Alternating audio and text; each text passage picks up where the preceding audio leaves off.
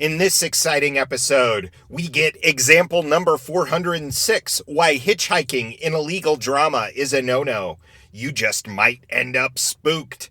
It's season 1, episode 19 of Perry Mason, The Case of the Haunted Husband.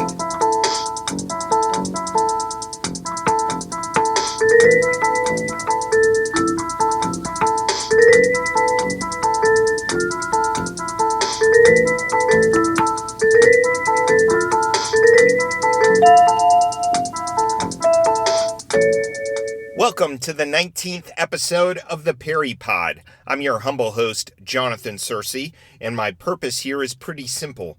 Provide an audio companion to the greatest legal drama in television history, Perry Mason. I plan to do a pod for every episode of the television series and cover some of those made-for-TV movies too.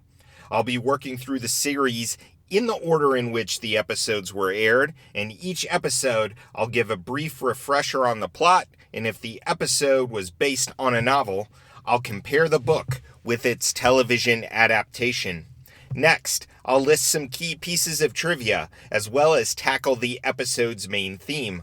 We'll feature a Perry proverb, a moment of wisdom from the man himself, and then we'll finish with a post-case Watercooler, where just like Perry, Della, and Paul, we can rehash the ins and outs of their adventures. But first, to the law library!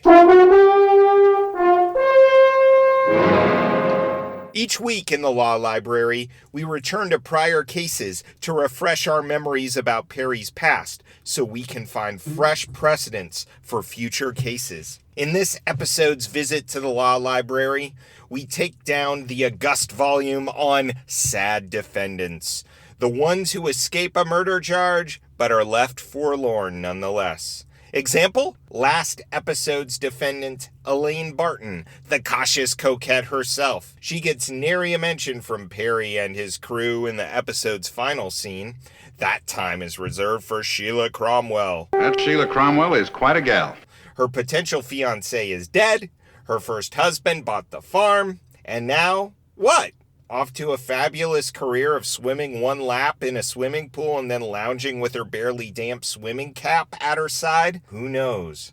The august volume contains one other precedent. That would be Myrna Davenport from the case of the runaway corpse.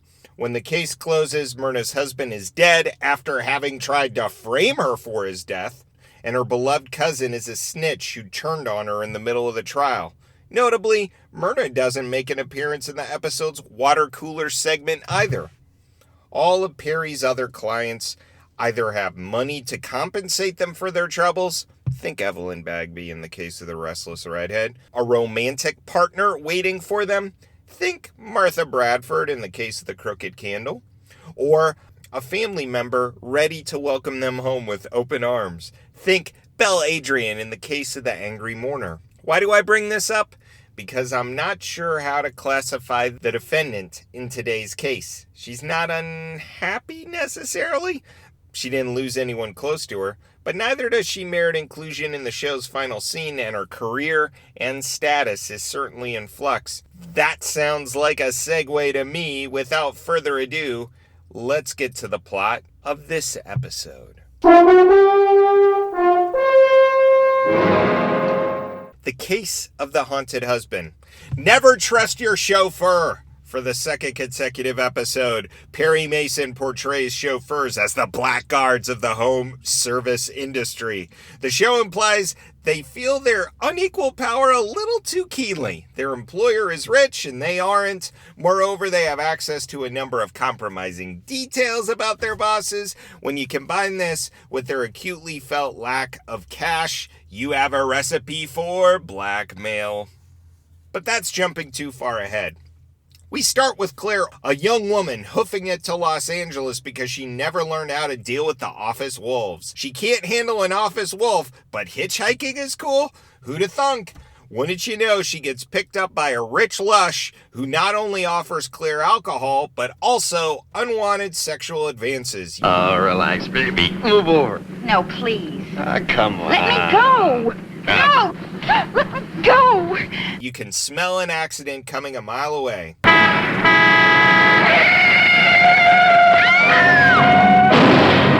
And the next thing you know, Claire is in a hospital, and Hamilton Berger is looking to nail her for vehicular manslaughter. There was no excuse for the accident. It was out-and-out manslaughter. You see, she was found alone in the car, behind the wheel, reeking of alcohol. Here's where Perry comes in. Claire's L.A. friend, Doris Stepanek, who knows, advocates for her and gets Mason I'll bet to anything that investigate. Claire's telling the truth. If you only knew her the way I do, Mr. Mason. I know one thing, Miss Stefanik. If I were in trouble, I'd like to have you on my side. The wrecked car belongs to one Jerry Haywood, a big shot movie producer. Think Kirk Douglas's character in The Bad and the Beautiful, and he denies knowing anyone who looks like the man Claire swears was behind the wheel during the crash. Whatever possessed her to steal my car? I don't think she did. Oh, come now, Mason. You're not really buying that yarn of the blonde man in the tuxedo, are you? Now, if you saw that in one of my pictures, you wouldn't believe it, not for a minute, would you? Claire looks like a car thief who went out for some good time drinking and wound up killing someone. But with some investigating, it turns out that the missing driver is a workplace companion of Haywood's, one Michael Greeley. When Greeley shows up in Claire's hotel room dead, it appears that Claire has cleared herself of a manslaughter charge, only to find herself charged with murder. The chauffeur angle comes in with Haywood, who has a chauffeur named Ernie Tanner. He doesn't seem like he blackmails ex-wives like Harry Pitkin, and he has an accent. You expect an awful lot of me, Mr. Haywood. Secretary, chauffeur, butler. Seems to me if I'm doing 3 people's work, I ought to get 3 times the pay. Though I'm not sure from where. Actor Fred Wayne, that's Fred with 2 Ds, thank you. The actor who portrays Tanner was American, by the way. Tanner claims to serve Haywood as secretary, chauffeur, and butler, but when he presses Haywood for more money, Haywood fires him, and then Tanner later ends up shot in his own bathtub after a night out with Doris.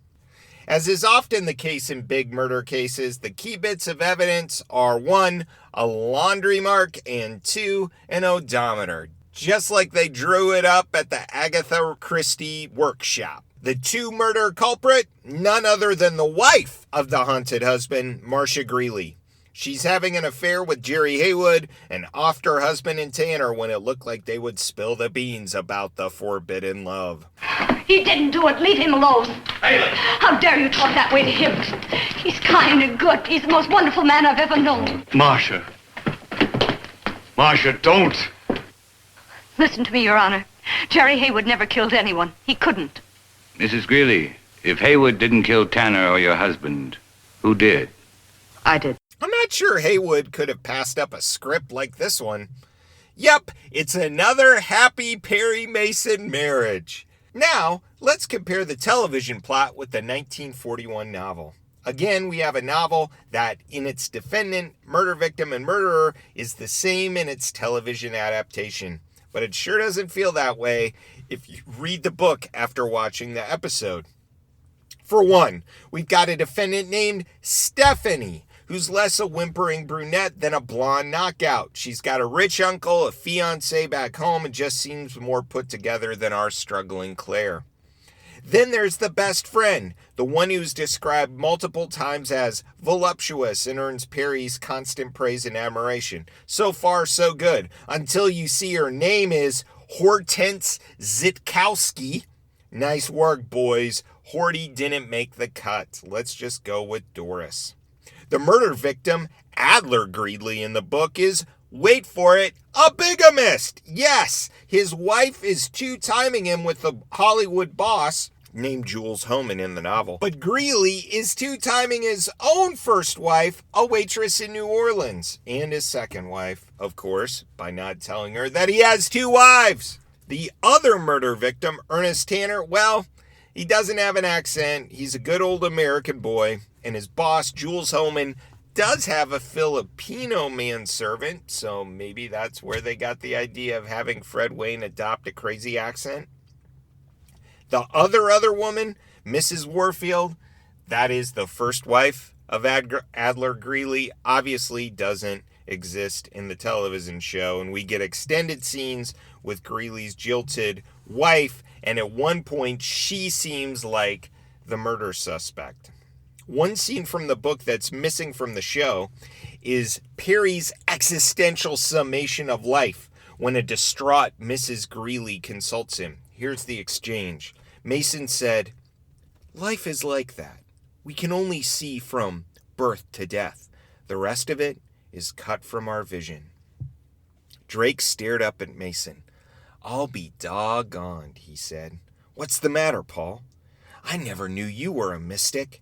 "I'm not a mystic," Mason said, smiling. "It's simply the application of what you might call legal logic to the scheme of existence. And I don't ordinarily talk that way. I'm doing it now because I think Mrs. Greeley needs it." End quote. Well, apparently the television writers didn't need it, so adios, Mystic Mason. And finally, another odd thing about the book is that it stresses Perry's connection to Lieutenant Tragg.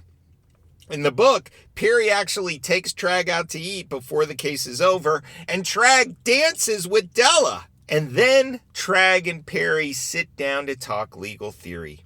Tragg compares the legal system to a dignified structure and claims that Perry is willing to take bricks out of that structure to try to brain guilty murderers below. Perry's fine with it, Tragg's not. This is the source of their conflict and why they remain frenemies. Now, let's get trivial, shall we? Each episode in our trivia section, I give you 3 takeaways. A Paul is a subject worth investigating more. A Della is something about a particular character in the story. A Perry is something we learn about our main character. Our Paul this week concerns Hollywood's Magnum Pictures. He's 42, he's single, current boy wonder of Magnum Pictures. We've seen this studio before. Restless Redhead's redhead actress Helene Chaney was shooting a movie for them, if you remember. So your research prompt. What Hollywood studio is Magnum Pictures supposed to approximate? Our Della this week concerns Claire and Doris, 2 single girls trying to make it in LA. I think CBS actually greenlighted this Perry spinoff for at least a season. Actresses Patricia Hardy, who portrayed Claire, and Karen Steele, who portrayed Doris, would spend their first season answering this question. How exactly do you pronounce your last names? Let us count the ways. Claire Olger. Your name is Claire Olger, isn't it? Claire Olger. I'm afraid I've done Miss Alger an injustice. Miss Olger had a wonderful motive to kill him. Miss Stefanak? Stefanik. And our Perry this week lets us know our hero can pull off a pretty good imitation if he has to. Did you turn up anything about Haywood having a cozy little place 3 miles out of Fresno? Tanner. No, it's nothing you want to pull out in court, but as a way to alleviate tension after a rough day, just what the doctor ordered. Way to go, Perry. Our theme for this episode is being haunted.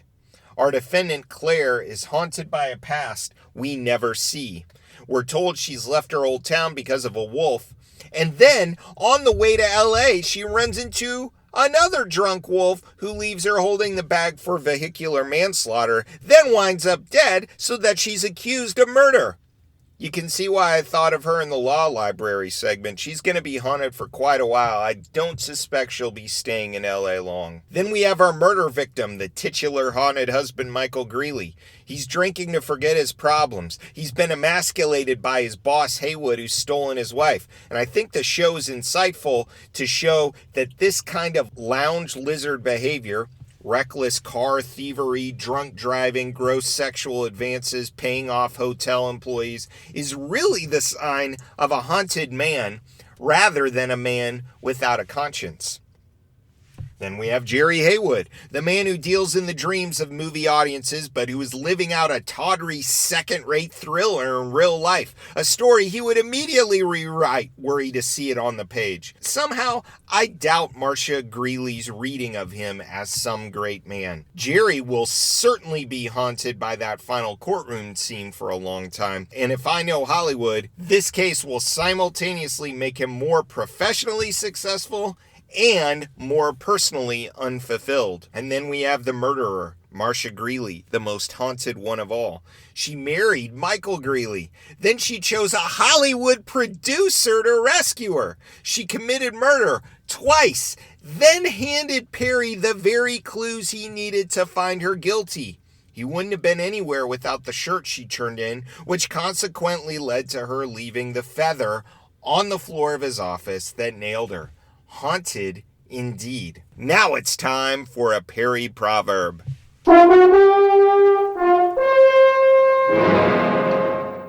Our Perry proverb this week comes from the close of the episode. Instead of a celebration in the office, we get a just outside the courtroom tete-a-tete between Perry and Tragg.